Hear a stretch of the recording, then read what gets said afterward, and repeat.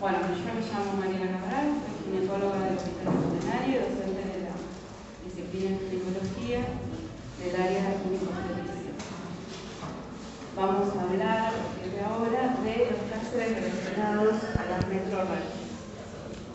Fundamentalmente son dos cánceres en los que se expresa a través del sangrado vaginal proveniente del útero. Metrorragia, definición, sangrado ginecológico proveniente del útero. Puede ser del cervix o de la cavidad uterina. Estos dos tumores de los que vamos a hablar hoy son los que con mayor frecuencia se presentan en los servicios de ginecología oncológica. Fundamentalmente el cáncer de cuello. El cáncer de cuello de útero. Y se presentan en dos tipos de pacientes diferentes. El cáncer del cuello de útero fundamentalmente se presenta en pacientes jóvenes, en pacientes de alrededor de 40 años. Entre los 40 y los 49 años es la edad de presentación de mayor frecuencia de cáncer de cervix.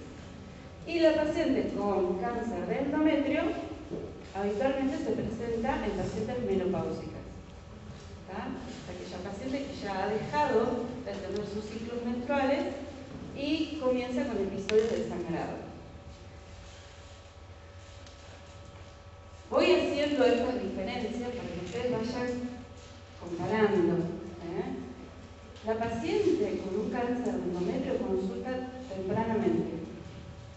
¿Por qué? Porque ha tenido un periodo donde ha dejado de menstruar y bruscamente aparece un sangrado. Eso alarma a la paciente y consulta. Y probablemente por ese motivo los estadios en que se presenta el cáncer de endometrio son estadio 1, en el 80-90% de los casos. En cambio, en la paciente con cáncer de cuello, una paciente joven, una paciente que presenta sus menstruaciones, sus ciclos menstruales, y que puede presentar irregularidades menstruales o menstruaciones abundantes, sangrados irregulares, que en realidad no corresponden a alteraciones endocrinológicas, corresponden a un cáncer de cuello. La paciente interpreta que estos sangrados son debido a irregularidades menstruales y muchas veces posterga la consulta. Por ese motivo, la mayoría de las pacientes que consultan en nuestros servicios de ginecología oncológica corresponden a estadios avanzados. Lamentablemente, hoy día, por suerte, hay estrategias, como comentó la doctora anteriormente, que se están implementando para tratar de disminuir esta mortalidad de cáncer de cuello. Bueno, vamos a hablar un poquito de lo que pasa en el mundo. Según las estadísticas mundiales, observen que el cáncer de cuello, la barra en azul es incidencia, o sea, casos nuevos por año, cada 100.000 mujeres, y lo rojo es la mortalidad. Fíjense que el cáncer de cuello representa el tercer cáncer de la mujer en el mundo.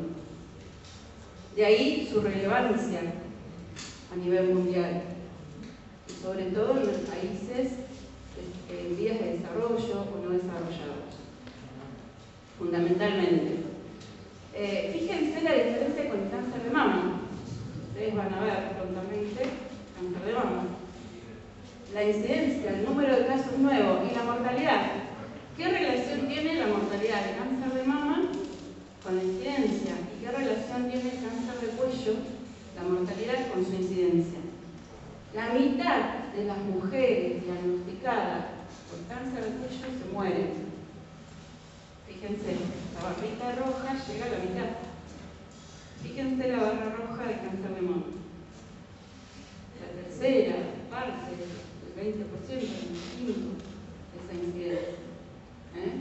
Eso tiene que ver con el diagnóstico temprano, con la posibilidad de aplicar un screening, con la posibilidad de detectar precozmente la enfermedad. ¿Está? Es decir, que la metodología de screening para el cáncer de mama nos está diciendo que está dando mayores resultados que el cáncer del cuello de útero.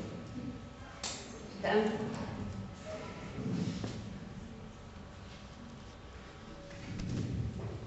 Acá vemos un poco la distribución mundial en relación a la mortalidad. Fíjense que las áreas más oscuras son las que tienen mayor mortalidad. Fíjense a nivel mundial, los países que no son países desarrollados, en vías de desarrollo, son los que mayor mortalidad tienen. Es decir, son países donde es difícil aplicar todas las estrategias para el diagnóstico temprano. Puede ser déficit en el acceso, la paciente vive lejos de los centros de salud, donde puede concurrir a hacerse un control ginecológico, déficit económico. No obstante, nosotros acá, en nuestra ciudad de Rosario, también se observan dificultades en el acceso, incluso en la provincia de Santa Fe. Nuestro país es muy heterogéneo en cuanto a la accesibilidad de las personas a los centros de salud.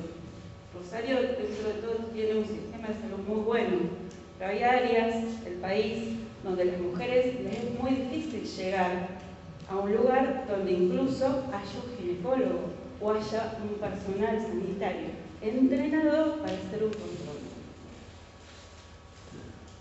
Bueno, la doctora que me precedió seguramente nos habrá hablado del origen de este tumor.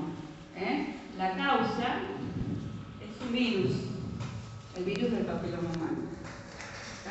Es una causa que nosotros la denominamos necesaria, es decir, tiene que estar, porque es el responsable de prácticamente el 100% de los casos. Se ha demostrado ADN viral en prácticamente todos los tumores del cuello de útero.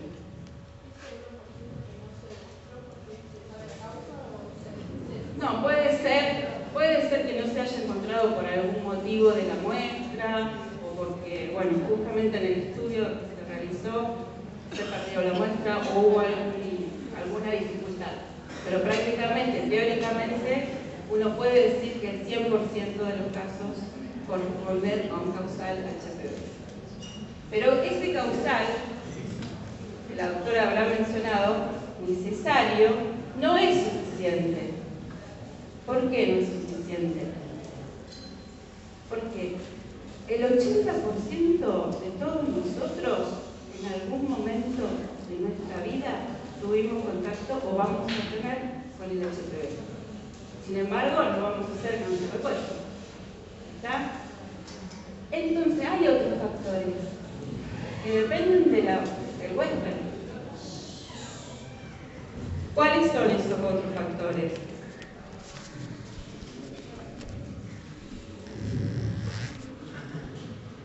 Depende del comportamiento sexual, dependen de la inmunidad del paciente, depende de otros factores que alteren esa inmunidad, dependen de la falta de acceso a los centros sanitarios, depende de muchos otros factores. La posibilidad de diagnosticarse un cáncer de cuello. También, ¿por qué? Porque tenemos una etapa previa al cáncer invasor. ¿Y cuál es? Recién vieron ustedes historia natural. O sea, hay lesiones que se presentan antes de desarrollar un cáncer. Son las lesiones precursoras. Los SID de alto grado son considerados lesiones precursoras. El SIN3, recién lo vieron, el SIN2, SID de alto grado. Esa es la etapa en donde nosotros podemos actuar haciendo una prevención secundaria. La prevención secundaria, ¿en qué consiste? En el Papá Nicolás. Muy bien. Bueno, como este virus del HPV está relacionado con las relaciones sexuales, es decir, que se introduce en todo el epitelio del tracto genital inferior a través de una relación sexual, saben o lo han escuchado recientemente, la necesidad de ese microtraumatismo que hace que el virus quede en las capas basales del epitelio. Entonces, todos los factores van a estar relacionados al comportamiento sexual. Relaciones sexuales a edad temprana, es decir, inicio de relaciones sexuales tempranamente, múltiples parejas, o tener una pareja que tiene múltiples parejas. Estamos hablando de conducta sexual. Ya somos grandes y nos tenemos todo. Edad joven del primer embarazo porque implica un inicio de relaciones sexuales temprano. Mayor posibilidad de contagio, de adquirir el virus. Mayor número de parejas, más posibilidades de adquirir el virus. Multiparidad también. Bajo nivel socioeconómico por la falta de acceso a los... Hoy no, tabaquismo, el tabaquismo porque el cigarrillo tóxico y aparte altera la inmunidad del paciente. Antecedentes de enfermedad de transmisión sexual. Si un paciente tiene o tuvo infecciones por clamidia, por gonococo, por herpes, si tuvieron acceso todos estos agentes, también pudo tener acceso al HPV. Por eso, cuando uno diagnostica una infección de transmisión sexual, sea cual fuere, debe hacer una evaluación de las otras infecciones, ya sea si contamos con una serología como la VRL o el HIV. ¿Vamos? Vamos a ver.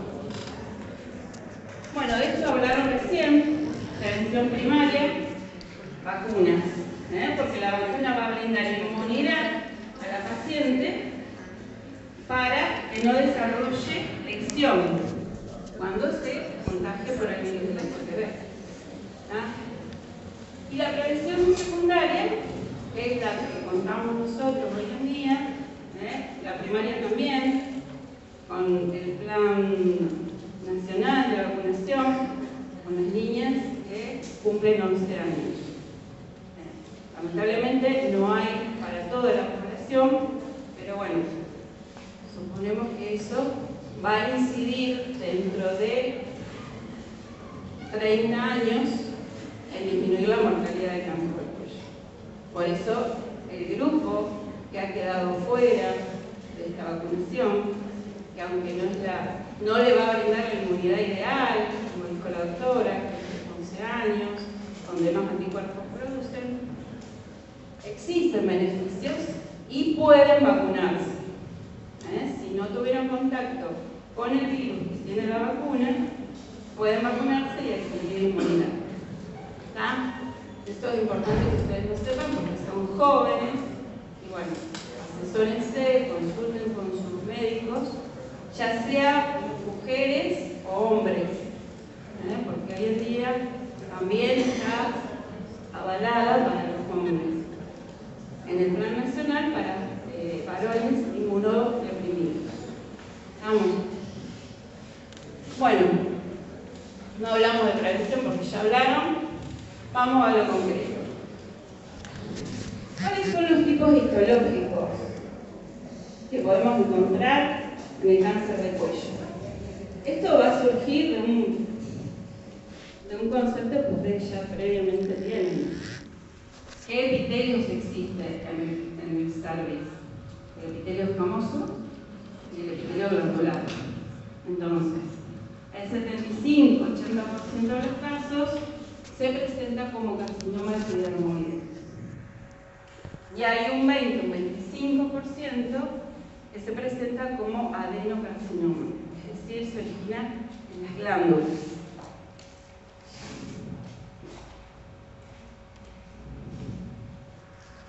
De los tipos virales más frecuentes en el cáncer de cuello, no sé si se lo mencionaron, pero bueno, el 16 y el 18, por eso la vacuna, el diseño de la vacuna fue para esos tipos virales. región, porque las regiones varían, la prevalencia de los tipos virales, en nuestra región, que es prácticamente la mundial, corresponde también a la mundial, es 16 y el 18.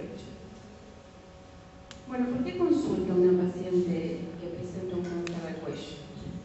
Dijimos al principio que el motivo de consulta más frecuente es la metrorragia. La paciente no viene diciendo tengo metrorragia. La paciente va a decir o tengo menstruaciones abundantes, o me viene cada 15 días. Entonces uno tiene que prestar atención a esos síntomas y siempre que la paciente refiera sangrado vaginal, corresponde un examen. No corresponde una ecografía, corresponde un examen. ¿Está? No se acostumbren a pedir estudios sin examinar a la paciente. ¿Está?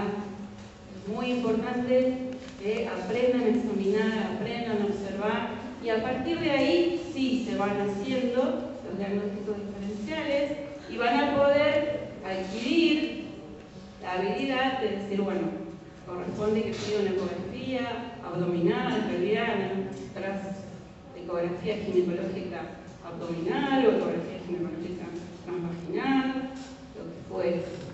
Pero examinen los pacientes. Bueno, la metrorragia va a surgir, va a ser un concepto que lo vamos a poner nosotros. ¿Por qué? Porque vamos a poner el espéculo y vamos a ver que el sangrado proviene del cuello del útero. Vamos a ver una lesión en el cuello del útero. Entonces, por eso hablamos de metrorragia. ¿Por qué otras situaciones puede consultar a una paciente? Muchas veces estos tumores que crecen y adquieren volumen importante sin dar síntomas, hasta que aparece la metrorragia, pasa mucho tiempo sin dar síntomas, adquieren volumen importante, aparece tejido necrótico porque es un crecimiento descontrolado, con tejido, con sangre, ideal para que se desarrollen bacterias. Y fundamentalmente, ¿qué bacterias que hay en la vagina? Los anaerobios. Entonces aparece el olor fétido. Porque el tumor se sobreinfecta y aparece el olor fétido. Si alguna vez tienen la posibilidad de examinar a una paciente con cáncer de cuello, muchas veces, apenas poner el espéculo sin ver nada, ya saben que ahí hay un tumor, por el olor. Es muy feo, porque la paciente convive con esto prácticamente hasta sus últimos días. Sinusorragia. ¿Qué es la sinusorragia? Sangrado después de la relación sexual. ¿Está? Y lo más importante es que estos tumores pueden cursar mucho tiempo sin dar síntomas. Por eso es que las pacientes, las mujeres que tienen relaciones sexuales, deben hacerse su control ginecológico, aunque estén divinas, se sientan bárbaras, espléndidas, todos los años, si corresponde, o bueno, cuando llegue, no sé, dentro de 10 años le harán un pago, un test de HPV y a los 5 años será nuevamente todo. Hasta el día de hoy contamos en nuestra provincia con el Papa Nicolás. ¿Estamos?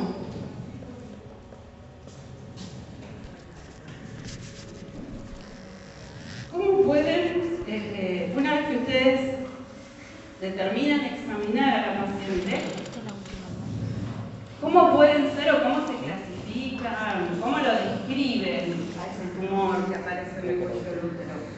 El tumor puede ser exofítico en la mayoría de los casos. Crece, se transforma como van a escuchar muchas veces tipo coliflor, que es más o menos esta plaquita, la que está más cerca a la izquierda.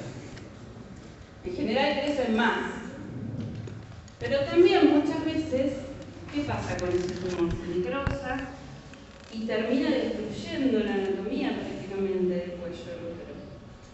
el cuello del útero es reemplazado por una úlcera, en el caso de la derecha, es decir, el tipo ulcerado. Y el endofítico es el que crece adentro del cervix, pero que no aflora hacia el exocervix. Muchas veces uno pone el estípulo y parece un cuello normal, porque creció dentro del canal cervical. ¿Está? Ese es el endofítico. Bueno, ¿qué corresponde hacer cuando tenemos este tipo de casos? Este es otros dos ejemplos. ¿Sí? Porque ¿cuál es la condición de un Papa Nicolau representativo? Claro. Fíjense en este caso, el de la izquierda, donde el tumor se ha iniciado en el labio posterior. ¿Ven? Que está más voluminoso, superficie irregular, sangrante, úlcera. ¿Qué corresponde hacer cuando vemos estos casos? ¿Corresponde hacer un Papa Nicolau? No, ya fue el Papa Nicolau. Papa Nicolau es para detectar lesiones precursoras, mosaico, epitelioceto blanco, puntillado irregular. En este caso, corresponde hacer una biopsia de cervix. Es decir, obtener material histológico, porque nosotros lo que tenemos cuando hacemos el examen es un diagnóstico presuntivo.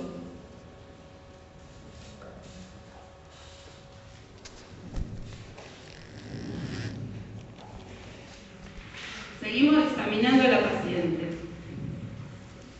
¿Cómo se comporta el cáncer de cuello de útero? ¿Cómo se va diseminando? ¿Qué órganos va infiltrando? La infiltración del cáncer de cervix es locorregional. Se la denomina locorregional. ¿Por qué? Porque no da precozmente metástasis a distancia. Se expande en los tejidos que se encuentran adyacentes. ¿Y qué es lo primero que toma? La vagina y los parametrios. Si sigue avanzando, ¿con qué contacta? Con la vejiga, hacia adelante, o hacia atrás, a nivel posterior, con el recto. Entonces, ¿por qué otro motivo puede consultar la paciente? ¿O qué podemos llegar a encontrar también en un estadio avanzado? Se producen fístulas, se destruye el tabique vesicovaginal o rectovaginal y la paciente puede perder orina por la vagina o puede perder materia fecal por la vagina. O popis, las dos cosas. ¿Estamos? Y otra de las situaciones que puede ocurrir es que ese tumor que infiltra el parametrio afecte a una estructura importante que atraviesa el parametrio. ¿Alguien sabe cuál es? Hace muchos años, 20 o más, las pacientes venían a la guardia en anuria, hidronefrosis y terminaban muriendo de uremia. ¿Por qué? Porque estos tumores obstruyen el uréter que atraviesa el parametrio, los dos, uno o los dos. Cuando hay una uremia, porque hay una obstrucción bilateral, obstruye y se va produciendo la hidronefrosis y la muerte del tejido renal. El riñón muere en silencio, no da síntomas, hasta que no hay una obstrucción total. ¿Está? ¿Eso lo escucharon? Sí, el riñón muere en silencio. Bueno, uno nunca sabe. Bueno, también es importante saber la diseminación linfática. No la saben nunca en los exámenes. Se ponen nerviosos. Esto es anatomía. ¿A dónde drena el cuello del útero? a los ganglios de la pelvis. ¿Y cuáles son los ganglios de la pelvis? Los obturadores, la primera estación, habitualmente. Que, bueno, hoy en día está muy mencionado lo del ganglio centinela, que es el primer ganglio en donde drena, linfático, ¿no? Donde drena un órgano. Nosotros muchas veces se encuentra en los obturadores, el ganglio centinela. Bueno, los obturadores, los ilíacos internos, los ilíacos externos y de ahí para arriba. Y ahí le tiene que salir ilíaco primitivo, lateroaórtico. ¿Ah? Eso es importante saberlo, porque aparte tiene que ver con el tratamiento. Bueno, este es el esquema que ustedes ya lo tienen en el libro. Un poco aclara visualmente cómo se va extendiendo este tumor, esta diseminación loco-regional. Fíjense, el estadio 1 para los tumores, ustedes van a ver que se clasifican en estadios.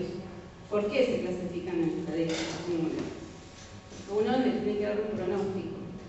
Entonces uno sabe, en el estadio 1, que es el tumor que se encuentra localizado en el órgano que le dio origen, va a tener el mejor pronóstico. Y el estadio 4, que es la metástasis de distancia o cuando involucra otros órganos, va a tener el peor pronóstico. Entonces uno puede hacer trabajos, evaluar, bueno, pacientes de estadio 1, cuántas sobrevivieron, cuántas no, cuáles eran los otros factores que intervinieron en esa evolución tumoral. Entonces, por ese motivo, todas las federaciones internacionales clasifican los tumores por estadios. Nadie les va a preguntar exactamente qué es el estadio 1, qué es el estadio 2, pero mínimamente tienen que tener un conocimiento de lo que es un estadio 1. Bueno, ya la examinamos, ya le tomamos la biopsia a la paciente. Tenemos que seguir estudiándola. Es una paciente que vino perdiendo sangre hace meses. Probablemente haya alguna alteración en sus hematocritos, un recuento de glóbulos rojos, con su laboratorio, con un hemograma, una función renal, porque no sabemos si está afectada la función renal o no.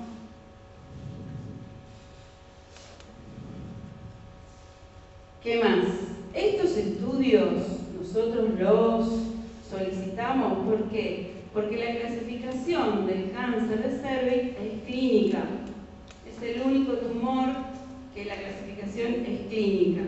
Es decir, yo voy a decir si es un estadio 1, 2, o 3, o 4, por el examen.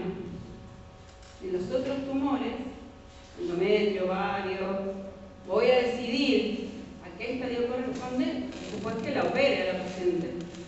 Después que saque la pieza y vea el tamaño, vea qué comprometió. En el cáncer de cuello todavía la clasificación es clínica. ¿Por qué? Porque hay lugares, poblaciones en el mundo, países no desarrollados, donde no cuentan con tecnología, aparatología, para estudiar a la paciente. Entonces necesitamos clasificarla y lo que tenemos son las manos. Y alguna placa de tórax, eso mínimamente hay. RX de tórax para destacar metástasis pulmonares. ¿Por qué le pido cistoscopía rectoscopía? Porque dijimos antes que podía estar comprometido y en el caso de que haya una lesión positiva, ya me cambia el estadio. Aparece el 4, el estadio 4. El urograma excretor también, ¿entienden? Porque yo tengo que ver cómo funciona la excreción renal. Si tengo urograma excretor, bien. Si tengo tomografía o resonancia, mejor. Uso esa metodología. ¿Está? Pero bueno, si no cuento con un tomógrafo, no cuento con un resonador, le hago un urograma excretor. Mínimamente, en un aparato de rayos, en cualquier centro de salud hay. ¿Estamos?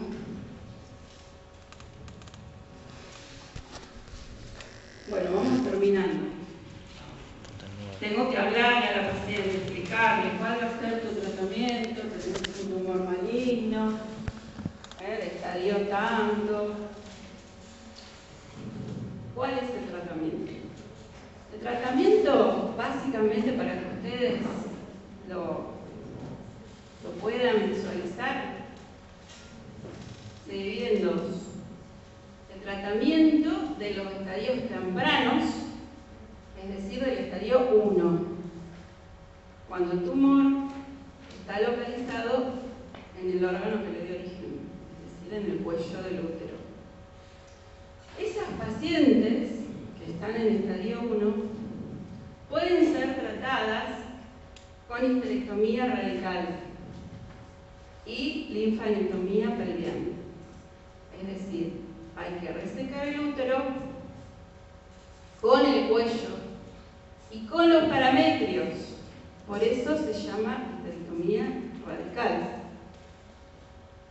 Si no, se llamaría histerectomía simple, como la que se hace en una paciente que tiene un mioma uterino, donde sacamos el útero con el cuello, pero sin parametrios.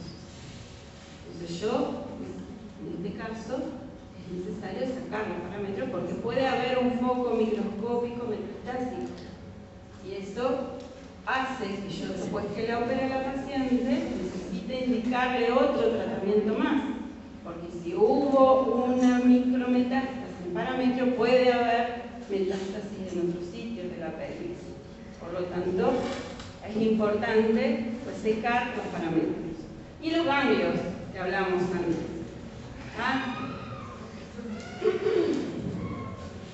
Los estadios del 2 al 4 son patrimonio del tratamiento radiante y la quimioterapia. Quimioterapia concurrente. La paciente se irradia todos los días, viene la bomba de cobalto, hace una irradiación externa y una vez por semana va haciendo un ciclo de quimioterapia. La droga utilizada es el cisplatina. ¿Qué beneficio tiene hacer quimioterapia mientras está irradiando la paciente? Esta quimioterapia hace que las células tumorales se sensibilicen a la acción de los rayos. Por eso también se llama quimiosensibilizante. Radioterapia y quimioterapia quimiosensibilizante. La duración del tratamiento es de un mes, 6 semanas, se irradia todos los días, hace una irradiación externa y al final hace una irradiación intracavitaria, es decir, se coloca un tándem dentro del útero que emana irradiación próxima ahí al tumor. Es decir, irradiación externa y braquiterapia. Eso es el tratamiento radiante que hace la paciente. Esto es para mostrarle un ejemplo esquemático de lo que es la histerectomía radical, que no es anexo histerectomía, es histerectomía. El paciente puede conservar sus ovarios si es un carcinoma escamoso o un epidermoide. Si es un adenocarcinoma, sacamos los ovarios porque hay más posibilidades de metástasis en los ovarios. Pero habitualmente, como el 80% de los casos, es un epidermoide, la cirugía es una histerectomía radical.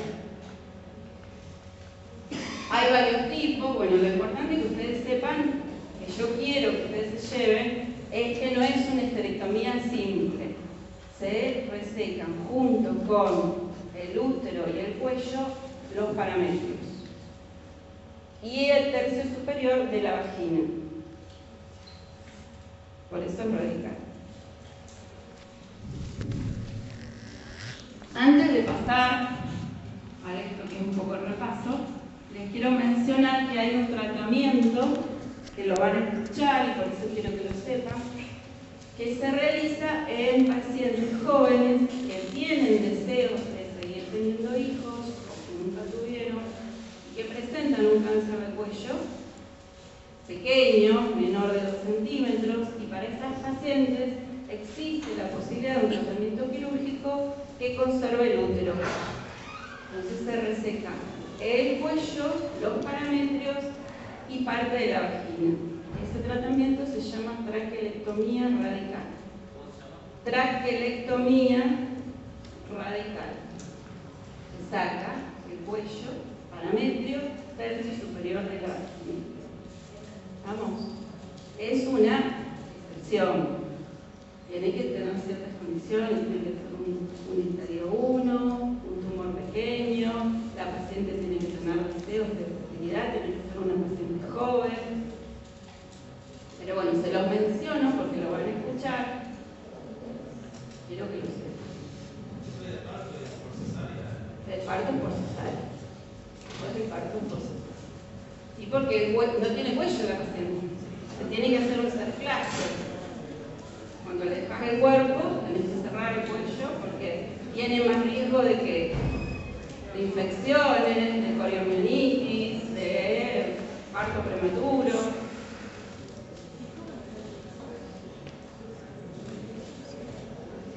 A veces se hace inseminación, sí, pero a veces se embarazan espontáneamente los pacientes. No, sí, hacen un cierre, pero a veces ha sucedido. En algunas técnicas cierran, en otras no. Y ha sucedido que los pacientes se embarazaron espontáneamente. Pero habitualmente van a fertilización in vitro. Bueno, ya termino. Son 10 minutitos más, no lo torturo más. Bueno, con estas imágenes lo que les quiero resaltar es cómo una lesión precursora diagnosticada por Papá Nicolau, por colposcopía, puede transformarse en un cáncer. ¿Cómo afecta la sobrevida de la paciente, su vida sexual y su vida futuro obstétrico, si es una paciente que no ha tenido hijos? El tratamiento de una lesión precursora, que lo habrán visto en la clase anterior, a través de un cono bisturío, un cono LIP, que es solamente resecar parte del cuello, y lo que significa tratar un cáncer de cuello, donde ya la indicación es resecar completamente el útero, el cuello, la vagina, los parametrios, los ganglios. Afecta, aunque los estadios 1 tienen muy buena sobrevida, los estadios 1, además de poder aplicar la cirugía, en el caso de que no se pueda aplicar por algún motivo, la paciente se beneficia igualmente con el tratamiento con la radiación. Tienen los mismos resultados en cuanto a pronóstico de vida. Vamos a pasar a los otros tumores. Cáncer de endometrio. Bueno, estas pacientes son diferentes. Son pacientes menopáusicas. Como dijimos antes, son pacientes que consultan, aparece el síntoma, consulta. Por suerte también el síntoma aparece tempranamente. Y está dentro de la categoría de los tumores hormonodependientes. ¿Cuáles son los tumores hormonodependientes en ginecología? Cáncer de mama y cáncer de endometrio. Tumores que son producidos por la estimulación estrogénica permanente.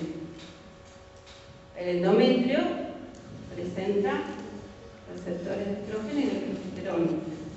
Entonces, en todos aquellos casos en donde la mujer esté expuesta a un estímulo crónico a los estrógenos, va a tener mayor riesgo de desarrollar un cáncer de endometrio. ¿Por qué? ¿Qué producen los estrógenos? Mitosis, proliferación. Y en el endometrio normal, ¿qué es lo que sucede?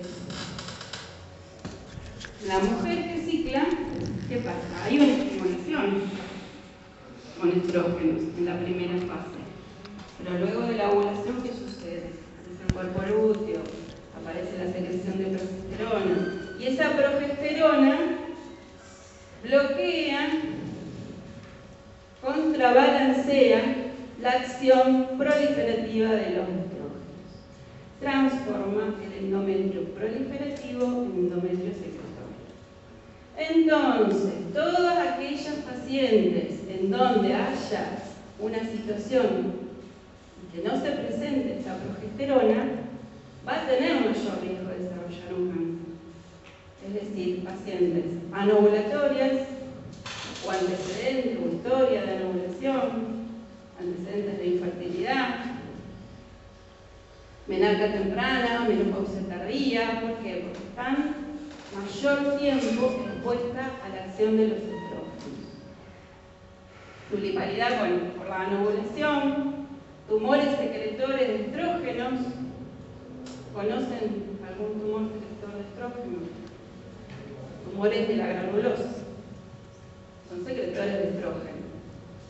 Eso aumenta el riesgo de desarrollar un cáncer de endometrio. Antecedentes familiares, muchas veces se dan pacientes que vienen a la consulta con madre, hermana, que han desarrollado cáncer de endometrio, o cáncer de mama, o cáncer de ovario, o cáncer de colon. Hay síndromes, como el síndrome de Lynch, en donde dentro de la familia se presentan tumores de colon, está relacionado a genes, se presentan, se dan en forma hereditaria. El uso de tamoxifeno, ¿por qué? Tamoxifeno es una medicación, una droga que se utiliza para el tratamiento del cáncer de mama. Es un antiestrógeno, por eso se utiliza en el cáncer de mama. Pero a nivel del endometrio tiene una acción estrogénica débil. Y eso hace que actúe sobre los receptores de endometrio, de estrógeno, y puede desarrollar un cáncer de endometrio. Las pacientes que presentan hiperplasias, las hiperplasias también están producidas por un estímulo estrogénico, solo que bueno, no aparece la invasión tumoral, son células atípicas, proliferaciones. Muchas veces cuando uno diagnostica una hiperplasia típica tiene que estudiar más exhaustivamente a las pacientes porque adyacente a ese foco de hiperplasia puede haber un foco de un cáncer de endometrio. Y dejo para lo último el tema de la obesidad, que en realidad tendría que haberlo mencionado inicialmente. ¿Qué pasa con la obesidad? ¿Qué pasa con esta paciente menopáusica obesa? Si no tiene estrógenos, si el ovario ya no funciona más, ¿de dónde sacan los estrógenos? De los adipocitos, donde se encuentran las aromatasas que transforman los andrógenos en estrógenos. Y a partir de ahí empieza todo. La grasa corporal, la distribución también tiene que ver. La grasa abdominal es la que más, es la paciente que más riesgo tiene de desarrollar un cáncer de endometrio. Disminuye la proteína transportadora de esteroides, y hipertensión y diabetes son patologías asociadas a la obesidad.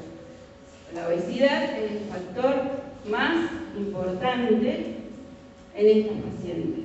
Habitualmente cuando ya las vemos que consultan, vienen con menopáusica, obesa, sangrado, el primer diagnóstico a descartar es el cáncer de endometrio.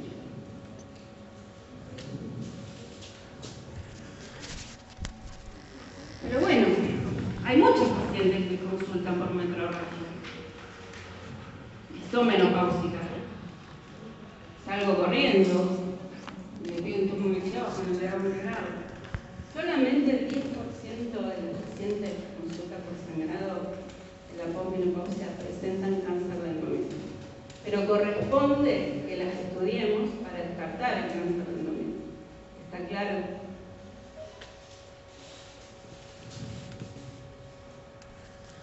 ¿Cómo las voy a estudiar? Primero, obviamente, que las voy a examinar. Voy a evaluar la obesidad, el grado de obesidad, la distribución. Voy a observar ese moco, esa vagina húmeda, estrogenizada. Son pacientes obesas, es muy difícil determinar el tamaño uterino, muchas veces. Entonces, recurro a la metodología complementaria. ¿Cuál es el método que me va a ayudar a tomar decisiones con respecto a esta paciente? La ecografía transvaginal. ¿Por qué? ¿Qué me interesa a mí de la ecografía ecografía transvaginal. Evaluar el espesor del endometrio. Entonces, tenemos un valor de corte. ¿Saben lo que es el valor de corte? Es el valor a partir del cual uno toma otra conducta o termina y llega al control. El valor de corte para la ecografía transvaginal en relación al espesor del endometrio es de 5 milímetros.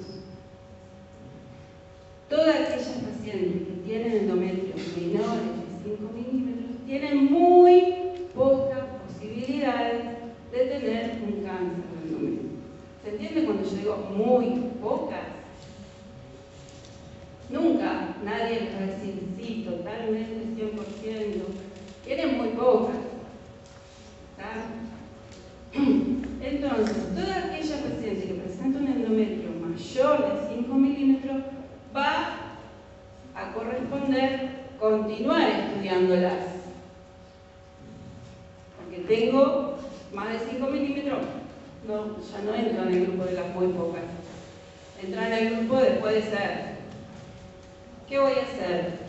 Todos los tumores, chicos, diagnóstico definitivo, anatomía patológica. Cáncer de mama, punción, citología, punción con aguja presa, Trocut, biopsia, uña, lo que sea. Cáncer de cuello, biopsia. Cáncer de endometrio también. ¿Cómo voy a obtener el material? Puede ser por un legrado. Para el legrado la paciente necesita ser anestesiada. Un poquito más complicado. Pero a veces, si la paciente tolera, puedo introducir una cureta en la cavidad uterina y obtener material histológico y hacer el diagnóstico. Si estamos en un centro con mayor recurso económico, puedo hacerlo en enteroscopía. Es la visualización de la cavidad uterina a través de una cámara donde me permite observar la cavidad, detectar la zona de lesión, ir allí y tomar la biopsia, que se llama biopsia dirigida. Yo voy y veo a dónde estoy tomando. En el legrado no. En el legrado yo trato de traerme todo del endometrio que hay en la cavidad uterina. Muchas veces no. En la mayoría de los casos uno no llega a alegrar toda la cavidad. Pero bueno, cuando hay un cáncer de endometrio siempre algo me permite, cierta muestra, cierta cantidad de tejido me permite hacer el diagnóstico. Y también están los cepillados. A veces se introducen cepillos que me permiten hacer una citología y hacer diagnóstico.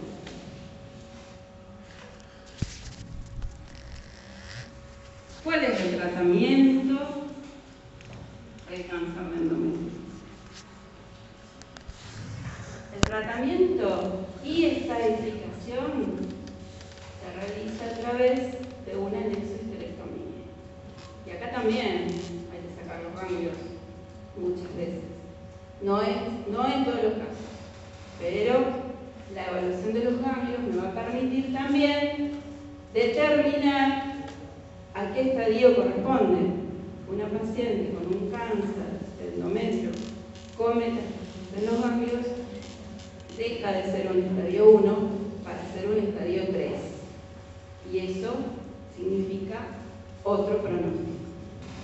Significa, además de la cirugía, completar tratamiento con radioterapia.